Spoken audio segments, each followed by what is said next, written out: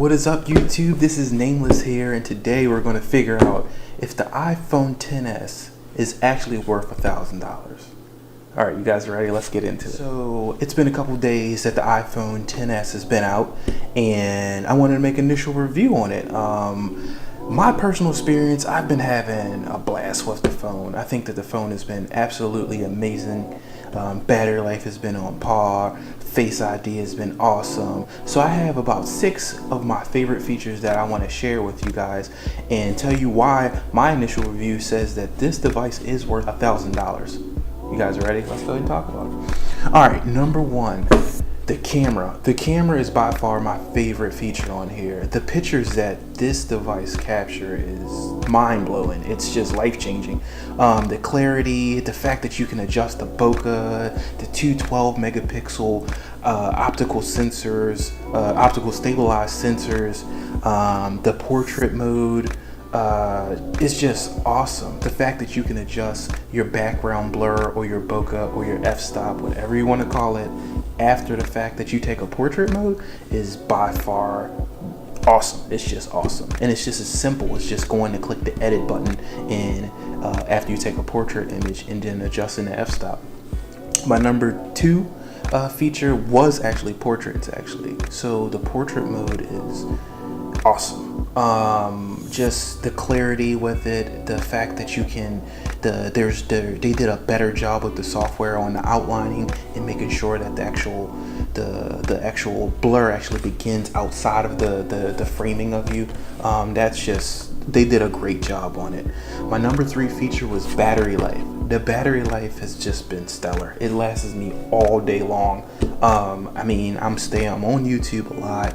I just stream, text message, just all types of features. I use this phone a lot. I'm afraid to actually look at my statistics in here, which is one of their features, the battery life statistics and just the usage statistics on how many times I pick up the phone. Number 4 is Face ID. I haven't had an iPhone 10 of last year, but this is my first time experiencing the Face ID, and the Face ID on this one seems to work almost 100% of the time. I would say literally 95% of the time. I mean, it works through sunshades, it works through different lighting conditions. It's just been awesome for me. Number 5 is the actual color.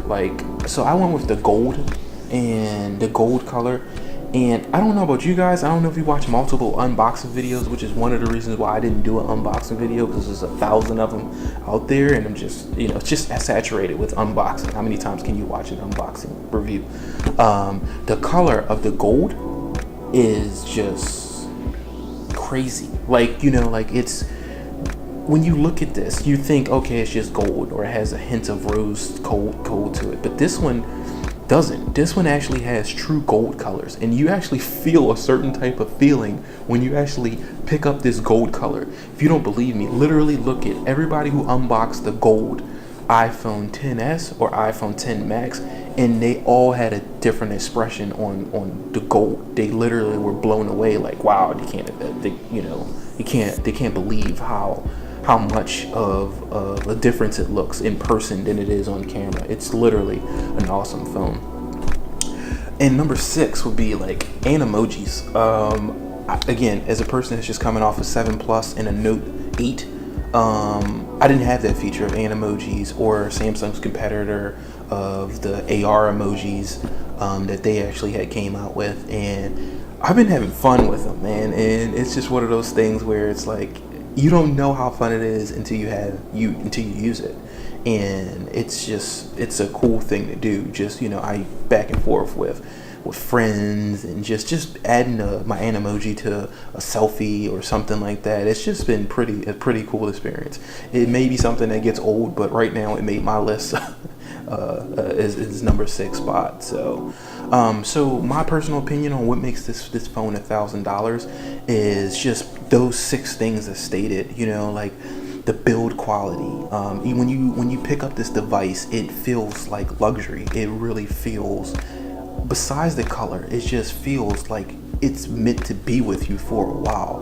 Now, you can go ahead and gripe about the screen, the glass and the replacement and the Apple Care and all that type of stuff. But when they actually built this phone, they put a lot of thought into it. You know, whether it's an S year or whether it's the initial year, when they built the X line phone, they've literally put a lot of material in here, premium material, stainless steel bands and premium glass and premium sensors and storage options, onboard storage options. Now, I am a big fan of the SD storage and actually having expandable storage, but I tell you, like, the reliability of these devices is bar none. You know, like, it's literally out there. And it's one of those things where you tie into the ecosystem of Apple. The experience that you have is worth $1,000. The fact that you can pick up a pair of AirPods, pop those in your ear, and it's automatically synced to any of your devices where your Apple ID is tied to, whether that be the Apple TV or a MacBook or an iPad or an Apple Watch or anything. The fact that that stuff is all paired into there is just, it's just mind-blowing that they can pack that much of technology in a device.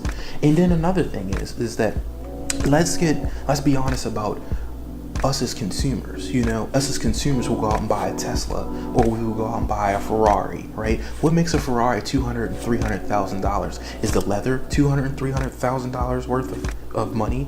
Is the speed of the engine worth $250,000, $250,000? So ask yourself that. And the thing is that at the end of the day, us as consumers are the one to blame too. Apple wouldn't sell this phone for $1,000 if us as consumers wasn't going out there paying $1,000 and paying $1,000+ for a device and then complaining about it. Like, you know, everyone that literally says that, oh, you know, it's not worth $1,000 and they're comparing it to the Note. As a Note owner, that is by far the smartest, best smartphone I've ever owned. But the tie into the ecosystem, the simplicity of pairing and matching, that's what you pay for. And the fact that you can literally go to sleep at night and wake up and be confident that your device is going to work in the morning and that it's going to pair with anything seamlessly. You press the button to cast, or you literally shoot a FaceTime over to your laptop and feeling confident that it's going to work. You can't replace that, you know. And Apple always holds the title with that. They may be late on stuff, but they always come out with a quality product. So that's my initial review on the Apple XS or 10s that you want to call it.